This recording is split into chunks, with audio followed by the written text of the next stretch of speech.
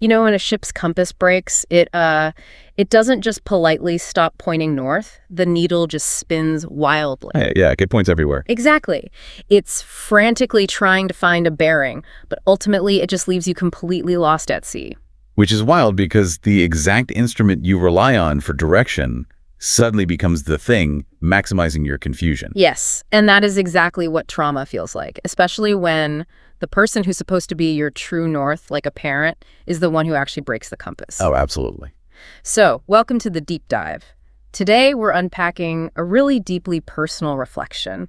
Now, the original source text is actually in Tagalog. Right, so we are going to be translating and unpacking its core English meaning here. Exactly. It's titled The Path to Grace and Forgiveness. And we're really exploring how a single shift in perspective can pivot a whole life trajectory, right? Like from destructive anger to profound peace. And what that actually means for you, the listener, because the author paints this incredibly vivid, painful picture of her younger self. Yeah, she goes through this really intense, rebellious phase. Yeah, staying out until dawn, completely ignoring her mother's desperate pleas.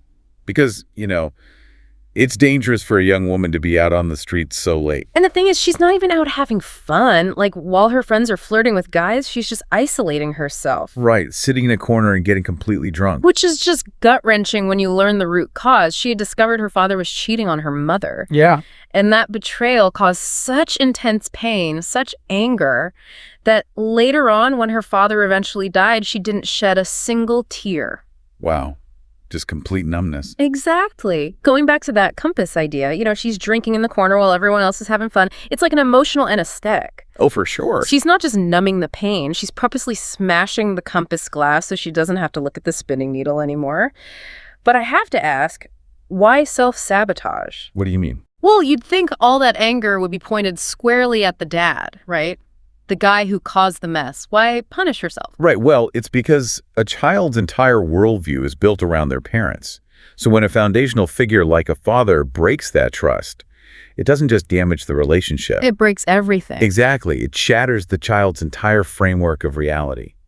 If the person who's supposed to protect you is the one hurting you, literally nothing makes sense anymore. So she just internalizes all that chaos. Yeah, that self-destructive behavior isn't just punishment.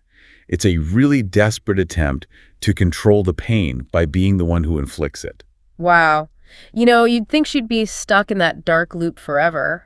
But what actually pulls her out isn't, like, the slow passage of time. Right. It's a completely unexpected change of environment. Yeah, she meets a boyfriend who happens to love Bible study. Which introduces her to Jesus Christ and brings a completely new perspective. Okay, wait, I have to push back here for a second. Go ahead. Because going from getting blackout drunk in a corner to suddenly finding profound peace just because a boyfriend invites her to Bible study, that feels like a massive leap to me.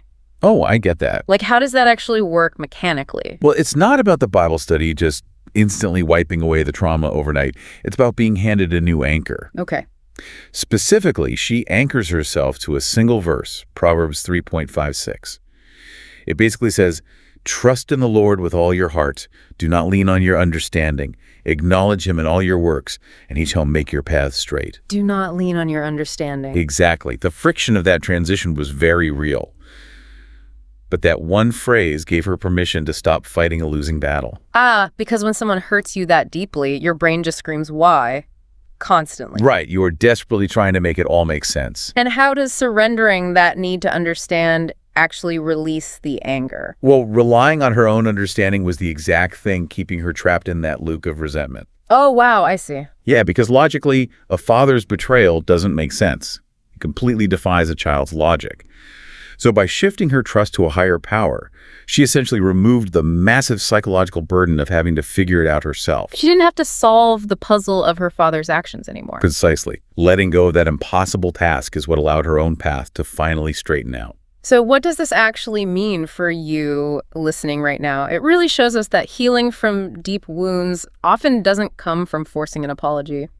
Yeah, or somehow fixing the past. Right. Sometimes it just comes from completely changing the framework of how you view your life. It's about accepting that the compass is broken and finding an entirely new way to navigate. Leaving that spinning needle behind. Exactly. Which brings us to this final thought. If you are holding on to a deep resentment because you're desperately trying to understand why someone hurt you, what would happen if you accepted that you might never understand it? Yeah. What if you chose to focus all your energy on trusting your own path forward instead?